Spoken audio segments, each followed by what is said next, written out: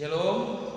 Orang sebagai kita, Bapak, Ibu, Saudara-saudari yang dikasihi oleh Tuhan Yesus Kristus dimanapun kita berada, mari kita persiapkan hati dan pikiran kita mendengarkan firman Tuhan pada minggu kita Buhasi Monoginiti. Sebelum saya menyampaikan firman Tuhan, terlebih dahulu kita berdoa. Bapa di dalam surga, kami bersyukur buat kasih karena Tuhan yang menyertai kami.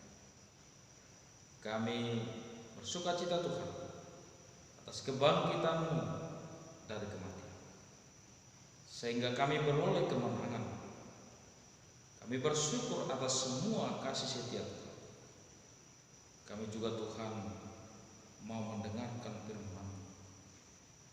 Biarlah Kau buka hati dan pikiran, agar firman-Mu dapat bertumbuh, berakar dan berbuah dalam kehidupan. Dalam nama Tuhan Yesus Kristus kami berdoa, kiranya kehendak yang terjadi. Amin. Bapak, Ibu, Saudara-saudari yang dikasihi oleh Tuhan Yesus Kristus, firman Tuhan yang ditetapkan untuk kita pada minggu Buhasi Monoginiti yang tertulis dalam Kisah Para Rasul pasal yang keempat ayat yang ke-32 sampai dengan 37. Demikian bunyi firman Tuhan. Adapun kumpulan orang yang telah percaya itu mereka sehati dan sejiwa, dan tidak seorang pun yang berkata bahwa sesuatu dari kepunyaannya adalah miliknya sendiri, tetapi segala sesuatu adalah kepunyaan mereka bersama. Dan dengan kuasa yang besar rasul-rasul memberi kesaksian tentang kebangkitan Tuhan Yesus, dan mereka semua hidup dalam kasih karunia yang melimpah-limpah. Sebab tidak ada seorang pun yang berkekurangan di antara mereka, karena semua orang yang mempunyai tanah atau rumah menjual kepunyaannya itu, dan hasil penjualan itu mereka bawa, dan mereka letakkan di depan kaki rasul-rasul, lalu dibagi-bagikan kepada setiap orang sesuai dengan keperluannya. Demikian pula dengan Yusuf, yang oleh rasul-rasul disebut Barnabas, artinya anak penghiburan, seorang Lewi dari Siprus. Ia menjual ladang miliknya, lalu membawa uangnya itu dan meletakkannya di depan kaki rasul-rasul. Demikian bunyi firman Tuhan. Bapak, Ibu, Saudara-saudara yang dikasihi oleh Tuhan Yesus Kristus, sama seperti seorang yang menanam pohon yang berbuah. Dia menanam pohon ini tentu banyak tantangan. Mungkin datang ulat untuk memakan daun-daunnya. Ada mungkin tidak ada hujan atau air sehingga tanahnya kering, membuat pertumbuhan daripada tanaman ini lambat. Dan setelah dia makin berkembang, dia dipupuk oleh yang punya pohon tersebut. Kita sebut saja pohon jambu. Datang angin, datang ulat lagi yang mengganggu, tetapi dia terus dijaga dan terus menghasilkan buah. Itu adalah perjuangan yang Bapak, Ibu, Saudara-saudara yang dikasihi oleh Tuhan Yesus Kristus. Demikian juga halnya para murid Tuhan Yesus menghadapi tantangan mereka. Pada awalnya mereka dipanggil mengikuti Yesus Kristus, dan pada ketika saatnya mereka tiba untuk memberitakan tentang Yesus Kristus, banyak tantangan yang mereka hadapi. Walaupun sekali berkhotbah dalam satu hari sekitar 3.000 orang percaya kepada Yesus Kristus. Bahkan dikatakan di awal dari firman Tuhan kita ini ada sekitar 5.000 orang yang percaya, yaitu para laki-laki. Katakan di sini kira-kira 5.000 orang laki-laki percaya tentang ajaran yang mereka dengarkan, tentang khotbah, ajaran yang mereka dengarkan daripada Petrus dan Yohanes. Pada akhirnya para imam-imam serta tua-tua ahli Taurat mengadakan sidang di Yerusalem untuk menyidang, yaitu Yohanes dan Petrus. Tetapi apa kekuatan iman mereka melawan daripada orang-orang yang membenci mereka, yang tidak suka tentang pemberitahan tentang Kristus itu. Mereka sidang di hadapan para imam. Di situ juga imam besar Hanas dan Kayafas. Mereka tidak henti-hentinya menyerang tentang pemberitaan firman Tuhan, tetapi mereka tidak mau kalah, yaitu si Petrus dan Yohanes. Malah mereka berkata, apakah salah kami mengatakan apa yang kami dengar, apa yang kami lihat? Karena mereka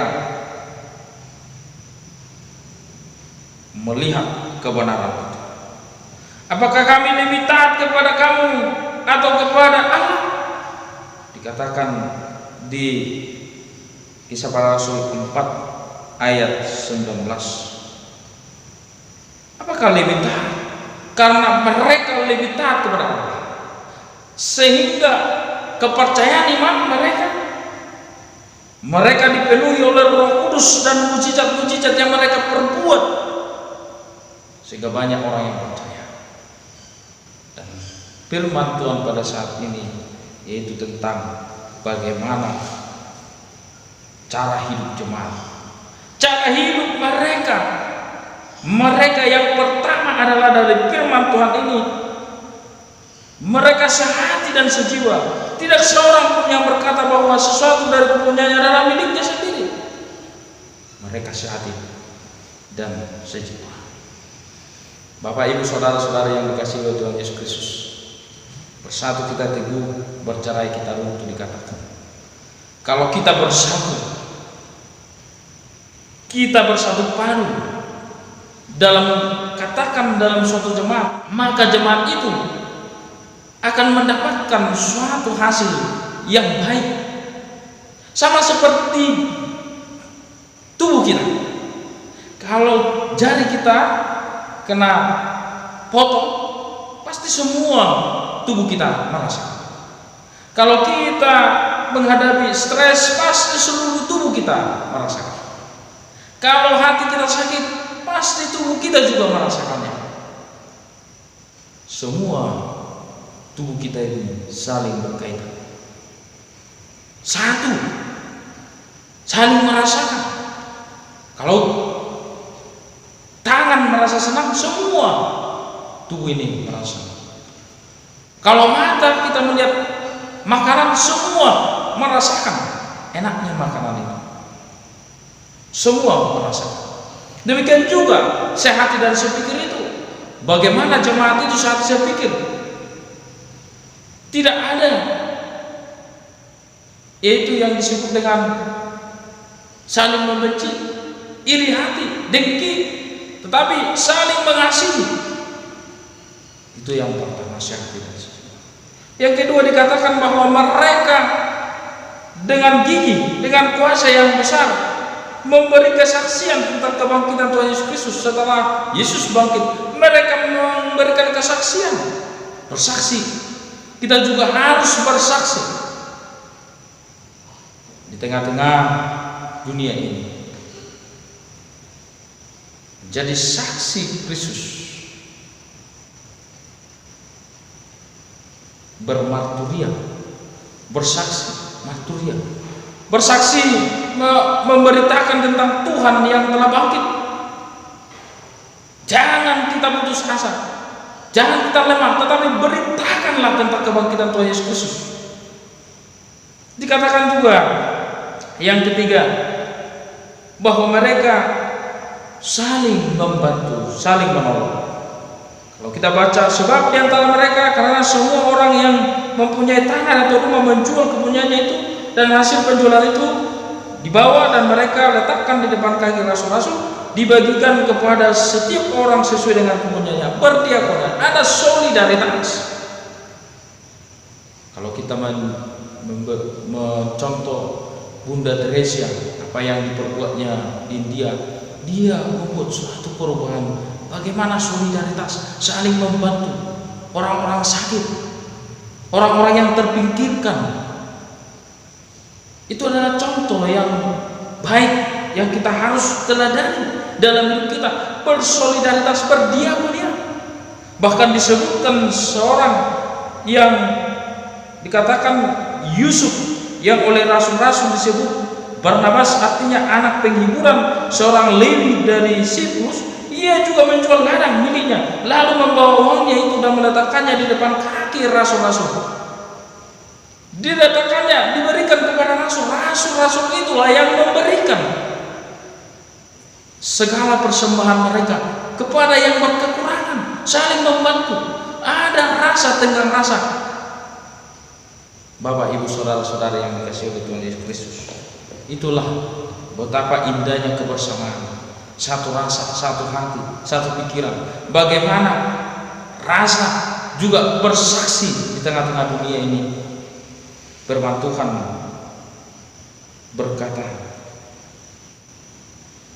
dalam Amsal 19 ayat 17, siapa menaruh belas kasihan kepada orang yang lemah, memintai Tuhan yang akan membalas perbuatannya itu.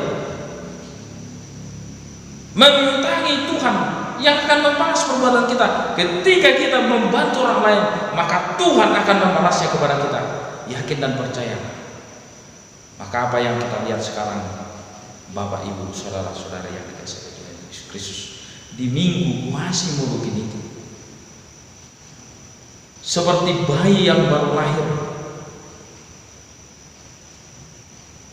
Bagaimana kita seperti bayi yang baru lahir? Dikatakan bahwa yang selalu ingin akan air susu yang murni dan yang rohani, yang ingin bagaimana kita ingin merasakan hangatnya persekutuan. Seperti topik minggu kita, membangun persekutuan yang saling mengasihi. Bagaimana persekutuan suatu gereja tidak ada skisma, saling mengasihi dan saling bersaksi. Jemaat juga bertugas sebagai saksi Kristus. Para rasul-rasul juga bersaksi tentang kebangkitan Tuhan Yesus Kristus. Bagaimana kita menjadi laskar-laskar Kristus bersaksi di tengah-tengah dunia ini.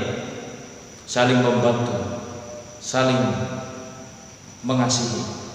Persekutuan yang sungguh baik dipupuk di dalam suatu gereja, keluarga, masyarakat. Itu adalah yang terpenting. Tapi apa yang kita lihat, banyak persoalan di tengah-tengah gereja, perpecahan, sehingga kita lupa tentang memberitakan firman Tuhan. Kita lebih condong kepada suatu persoalan, masalah-masalah di tengah gereja. Padahal banyak lagi yang harus kita perbaiki, banyak lagi yang harus kita saksikan sebagai saksi-saksi Kristus di tengah-tengah dunia ini. Apakah kita masih ada seperti gereja mula-mula ini, mau memberikan kepada orang yang membutuhkan? Ataukah kita, iman kita, rasa solidaritas kita, kepedulian kita sudah mati? Atau apakah kita tidak lagi saling merasakan, saling mendukung, saling mengasihi?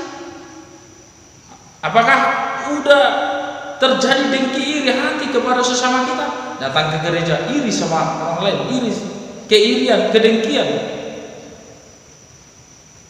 yang tumbuh berakar dalam hidup kita.